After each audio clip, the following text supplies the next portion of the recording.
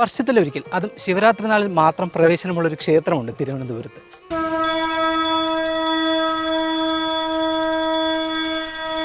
കന്നിത്തൂൺമൂട് ശ്രീ കാലഭൈരവ ക്ഷേത്രം.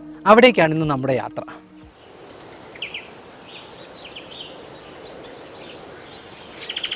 തിരുവനന്തപുരം ജില്ലയിലെ നെയ്യാർ വന്യജീവി സങ്കേതത്തിനുള്ളിലാണ് കന്നിത്തൂൺമൂട് ശ്രീ കാലഭൈരവ ക്ഷേത്രം സ്ഥിതി ചെയ്യുന്നത്. അമ്പൂരി പഞ്ചായത്തിലെ ചാക്കപ്പാറയിൽ നിന്നാണ് കുന്നത്തുമലയ്ക്ക് മുകളിലെ സന്നിധിയിലേക്ക് യാത്ര ആരംഭിക്കുന്നത്.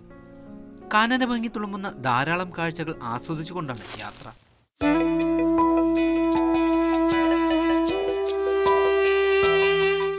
അഞ്ച് കിലോമീറ്റർ ദൂരം മല കയറിയാണ് കാലഭൈരവ സന്നിധിയിലേക്ക് എത്തുന്നത്. വഴിയരികിൽ പഴവർഗ്ഗങ്ങളും കുടിവെള്ളവും ക്ഷേത്രത്തിലെ സംഘാടകർ ഒരുക്കിയിട്ടുണ്ട്. 1 കിലോമീറ്ററോളം ദൂരം മല കയറിയാൽ ആദ്യത്തെ ബേസ് ക്യാമ്പിലെത്താം.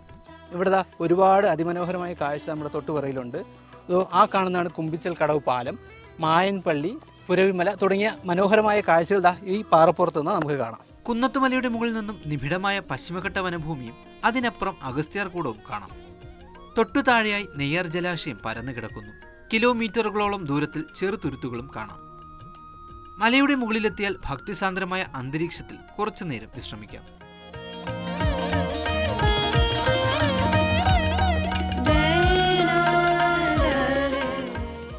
ആയിരക്കണക്കിന് ഭക്തരാണ് ചാക്കപ്പാറയ്ക്ക് മുകളിലുള്ള ഈ ക്ഷേത്രത്തിൽ ഈ ദിനം ദർശനത്തിനായി എത്തുന്നത്.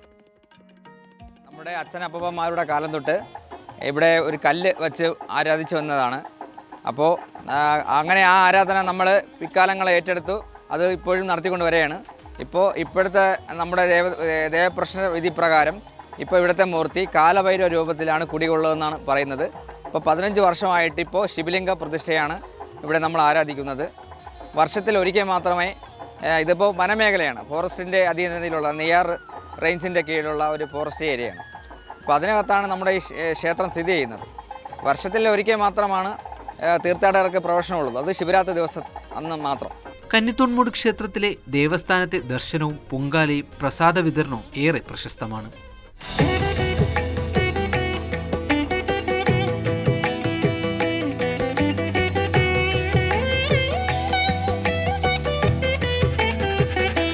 വർഷത്തിൽ ഒരിക്കൽ മാത്രം പ്രവേശനമുള്ള ക്ഷേത്രത്തിലേക്ക് ഇത്തവണ ആയിരങ്ങളാണ് ഒഴുകിയെത്തിയത്.